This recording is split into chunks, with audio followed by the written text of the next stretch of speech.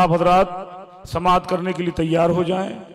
میری مراد واعظ اہل سنت، نازش قوم و ملت حضرت علامہ مولانا جدین احمد صاحب قبلہ مصباحی، سیکریٹری تنظیم جال حق ویلفر فاؤنڈیشن کی بارگاہ میں گزارش کروں گا، آئیے اور اپنے پرزور خطاب سے سامعین کے قلوب و اذہان کو منور و مجلہ فرمائیں۔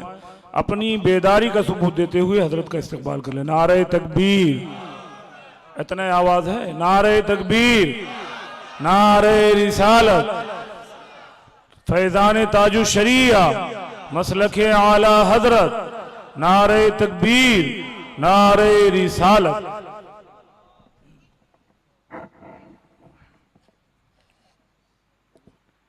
السلام علیکم ورحمۃ اللہ وبرکاتہ۔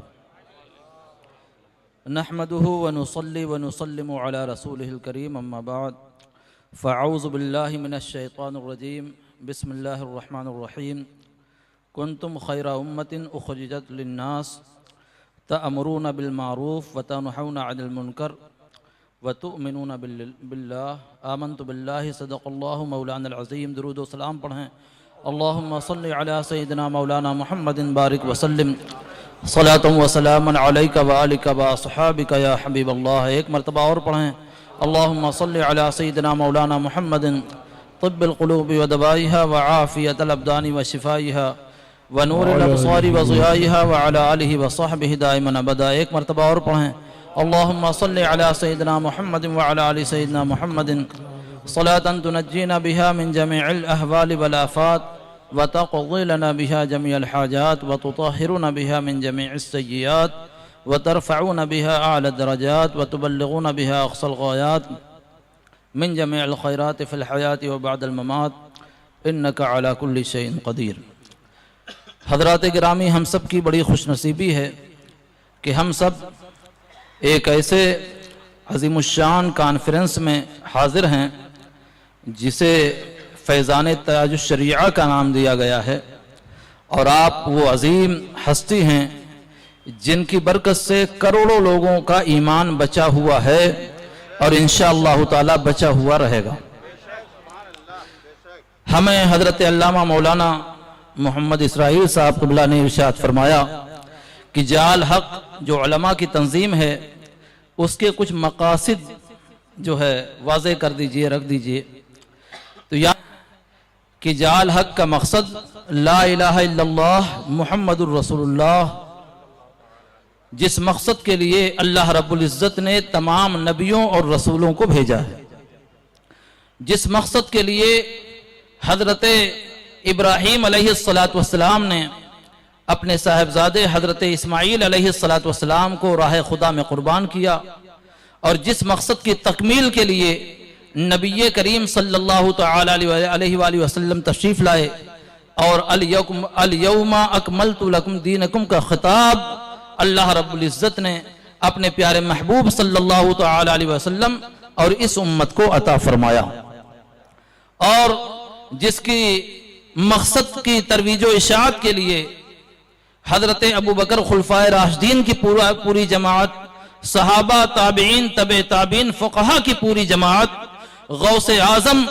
اپنے تمام رفقا اور اولیاء کے ساتھ، خواجہ غریب نواز رحمت اللہ تعالی علیہ تمام رفقا اور اولیاء کے ساتھ، اور سبحان اللہ اسی راستے کے ایک امام حضور تاجشریہ رحمت اللہ تعالی علیہ ہیں، جو لوگوں کو اللہ تعالیٰ کی محبت کی دعوت دیتے تھے، نبی کریم صلی اللہ تعالی علیہ وسلم کی طرف بلاتے تھے، اور گویا کہ حضور اعلی حضرت کا یہ فرمان کہ انہیں جانا انہیں مانا نہ رکھا غیر سے کام، للہ الحمد میں دنیا سے مسلمان گیا۔ کنتم خیر امت اخرجت للناس، تم لوگوں کے لیے سب سے بہترین امت ہو۔ کیوں؟ اس لیے کہ تمہارا کام ہے بھلی باتوں کا حکم دینا اور بری باتوں سے منع کرنا، اور تم اللہ تعالیٰ پر ایمان لاتے ہو۔ اب آپ دیکھیں تمام نبیوں کے آنے کا مقصد کیا رہا کہ لوگ اللہ تعالیٰ کی عبادت کرنے لگیں اور لوگ شیطان اور شیطانی کاموں سے دور ہو جائیں، یہی مقصد رہا۔ جی اب جو ہے آپ دیکھیں گے اس دنیا کے اندر تو دو چیزیں ہیں، ایک ہے مقصد، دوسرے ہے ضرورت۔ ضرورت کا مفہوم آپ یوں سمجھ سکتے ہیں کہ آدمی جیسے بیت الخلا جاتا ہے تو وہاں رہنے کے لیے نہیں جاتا، اپنی ضرورت کو پوری کرنے کے لیے جاتا۔ جی آپ جو ہے آفس میں گئے، کسی کام سے گئے، آپ نے اپنی ضرورت پوری کیا اور ضرورت سے فارغ ہونے کے بعد اس کو آپ نے وہیں چھوڑ دیا، لیکن مقصد کا سفر ہمیشہ جاری رہتا ہے۔ سبحان اللہ کہہ لو بھیا، کس کا سفر؟ مقصد کا سفر ہمیشہ جاری رہتا ہے۔ تو مقصد کیا ہے؟ وما خلقت الجن والانس الا لیعبدون، کہ میں نے تمام انسانوں اور تمام جناتوں کو اپنی عبادت کے لیے پیدا کیا ہے۔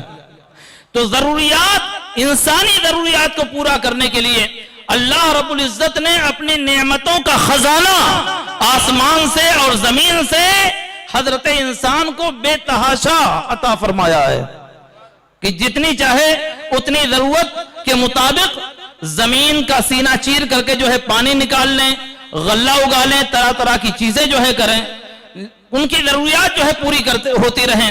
لیکن انسان صرف کھانے پینے کے لیے نہیں آیا، بلکہ انسان کے آنے کا سب سے بڑا مقصد یہ ہے کہ اس کے دل میں اللہ رب العزت کی محبت پیدا ہو جائے اور اس کے دل میں نبی کریم صلی اللہ تعالی علیہ وسلم کی محبت کی شمع جل جائے۔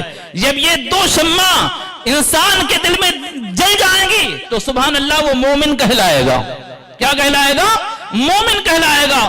پھر مومن اس دنیا میں جو کام کرے گا وہ یا تو نماز ہوگی، یا تو روزہ ہوگا، یا تو حج ہوگا، یا ماں باپ کی اطاعت و فرمانبرداری کی تلاوت ہوگی، یا درود و سلام کا تحفہ ہوگا، یا پڑوسیوں کے ساتھ حسن سلوک ہوگا، یا دوستوں کے ساتھ جو ہے حسن سلوک ہوگا۔ اس طریقے سے اس آدمی سے نیکیاں ہی ظاہر ہوں گی اور نیکیاں وہ اپنے نامہ اعمال میں جمع کرتا چلا جائے گا، کیونکہ اس کا مقصد ہے اللہ رب العزت کو راضی کرنا، اللہ رب العزت کی عبادت کرنا۔ لیکن اب معاملہ یہ ہے کہ ہم نے ضرورت اور مقصد کو خلط ملط کر دیا ہے، ایک دوسرے سے ملا دیا ہے۔ ہونا تو یہ چاہیے کہ ہم اپنے دعوتی زندگی کو گزارنے کے لیے اور دعوت والے مقصد کو پورا کرنے کے لیے ہم کو یہ چاہیے کہ ہم جو ہے اللہ اکبر اللہ اکبر یہ نہ کہتے کہ نماز کے لیے وقت نکالو، بلکہ ہمارا مقصد یہ ہونا چاہیے، ہمارا کام یہ ہونا چاہیے ہم جو ہے دین کا کام مسلسل کرتے رہیں اور دنیا کے لیے تھوڑا بہت وقت نکالتے رہیں۔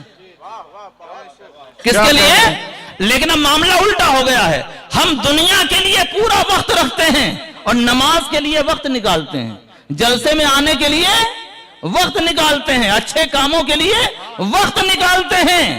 لیکن صحابہ کا مقصد، حضور علیہ السلام کا مقصد، امام اعظم کا مقصد، حضور غوث اعظم کا مقصد، خواجہ غریب نواز کا مقصد، حضور تاجشریہ کا مقصد، یہ پورے کا پورا مقصد دین ہی دین تھا، دنیا نہیں تھی۔ دنیا بطور ضرورت تھی۔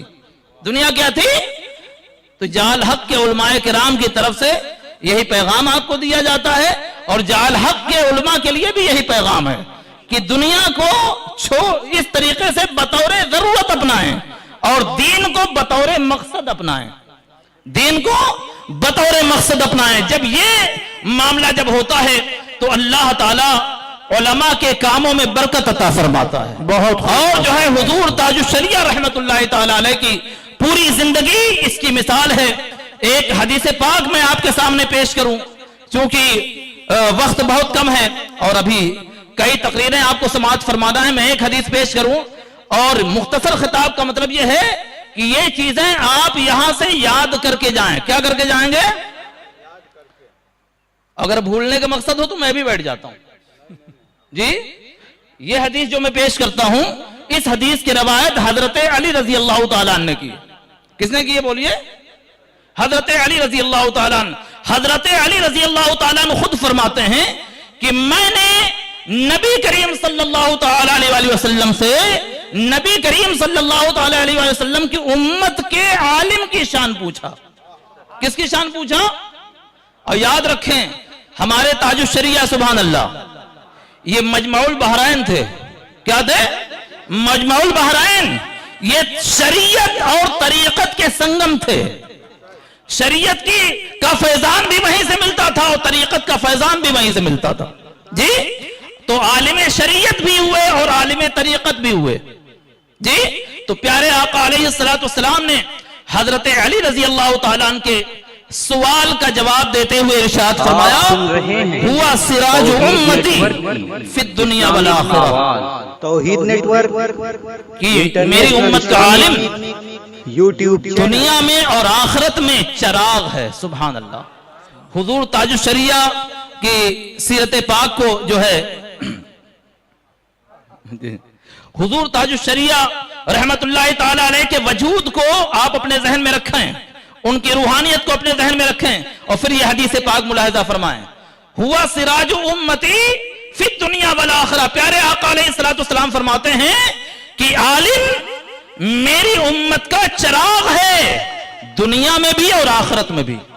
ماشاءاللہ. بتائیے فیضان تاج الشریعہ حضور تاج الشریعہ جب موجود تھے تب بھی آپ حاصل کرتے تھے اور آج بھی فیضان تاج الشریعہ آپ حاصل کر رہے ہیں اور کل قیامت کے دن بھی حضور تاج الشریعہ کا فیضان سبحان اللہ ایسے جاری ہوگا کہ ان کی شفاعت سے پتہ نہیں کتنے گنہگار جنت میں داخل ہوں گے.